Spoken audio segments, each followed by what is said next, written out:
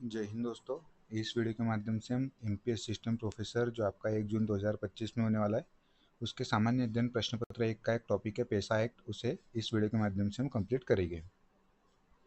पैसा एक्ट की बात करें तो आप यहाँ देख सकते हो दिलीप सिंह भुरिया कमेटी के रिकमेंडेशन पे ये एक्ट लाया गया था 1996 में।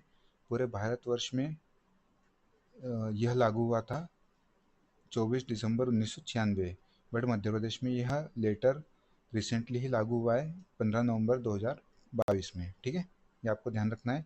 मध्य प्रदेश और कुछ जो 10 शेड्यूल वाले क्षेत्र थे उन्होंने इस एक्ट को अपने अनुसार लागू किया था। उसमें एक मध्य प्रदेश है जिसने 15 नवंबर 2022 को यह एक्ट लागू किया है।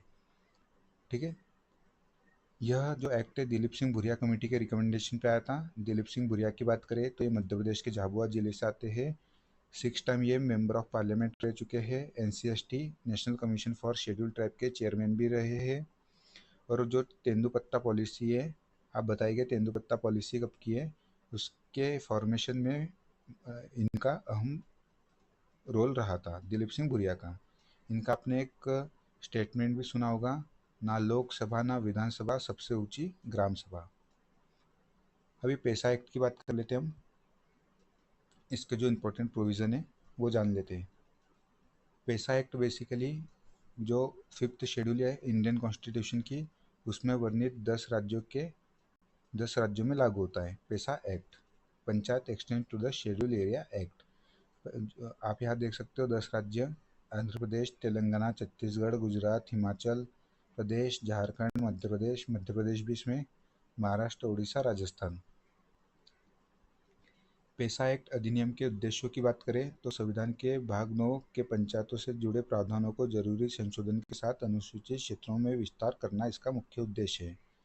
जनजातीय जनसंख्या को स्वशासन प्रदान करना, सहयात्री लोकतंत्र के तहत ग्राम प्रशासन स्थापित करना तथा ग्राम सभा को सभी गतिविधियों का केंद्र बनाना। ठीक है, बाकी आप ये पढ़ सकते हो, ये एक्ट के उद्देश्य है। अब एक्ट के अधिनियम की विशेषता जान लेते हैं। यहाँ से इम्पोर्टेंट फैक्ट आपको मिलेंगे for the MP assistant examination जो आपका 1 जून 2025 में होने वाला है। पैसा अधिनियम के विशेष प्रावधान देख लेते हैं। अनुसूचित क्षेत्रों में पंचायतों पर राज्य विधायन विभाग के प्रथागत कानून सामाजिक एवं धार्मिक प्रचलनों तथा सामुदायिक संसाधनों के पारंपरिक प्रबंधन परिपाटियों के अनुरूप होगा। इम्पोर्टेंट मैं बता देता हूँ इसमें। 4th नंबर का पॉइंट आप देख सकते हो, प्रत्येक ग्राम सभा अपने लोगों की परंपरा, प्रथाओं, उनकी सांस्कृतिक पहचान, सामुदायिक संसाधन तथा विवाद निवारण के परंपरागत तरीकों की सुरक्षा एवं संरक्षण के लिए सक्षम होगी। ये यहाँ पे पूछा जा सकता है कि जो पैसा एक्ट है उसके तहत पावर किसे दी गई है। ऑप्शन में वेरियस आपको ऑप्शन मिल सकते हैं इस प्रकार से कि ग्राम पंचायत, ग्राम सभा और जिला पंचायत, नगर निगम, इस टाइप से, या फिर डीएम को पावर दी गई है। तो ध्यान रखना आपको इस एक्ट के तहत पावर जो दी गई है ग्राम सभा और ग्राम पंचायतों को दी गई है। ठीक है, प्रत्येक ग्राम सभा किससे मिलकर बनेगी इसमें बताया गया है। प्रत्येक ग्राम सभा सामाजिक एवं आर्थिक विकास के कार्यक्रम एवं परियोजनाओं को स्वीकृति देगी। इसके कार्य बताए गए इसमें। जो पंचायती होगी शेड्यूल एरियाज में, वो सामाजिक एवं आर्थिक विकास के कार्यक्रमों एवं परियोजनाओं को स्वीकृति देने का कार्य करेगी। 7th नंबर का पॉइंट पढ़िए आप। प्रत्येक पंचायत में अनुसूचित क्षेत्रों में सीटों का आरक्षण उन समुदायों की जनसंख्या के अनुपात में होगा जिनके लिए संविधान में भाग 9 में आरक्षण की व्यवस्था की गई है। हालांकि अनुसूचित जनजातियों के लिए आरक्षण कुल सीटों के आधे से कम नहीं होगा। ये फैक्ट ध्यान रखना है, इनके लिए आरक्षण होगा 50% सीटों पे। ठीक है, 8 नंबर का पॉइंट भी काम का है।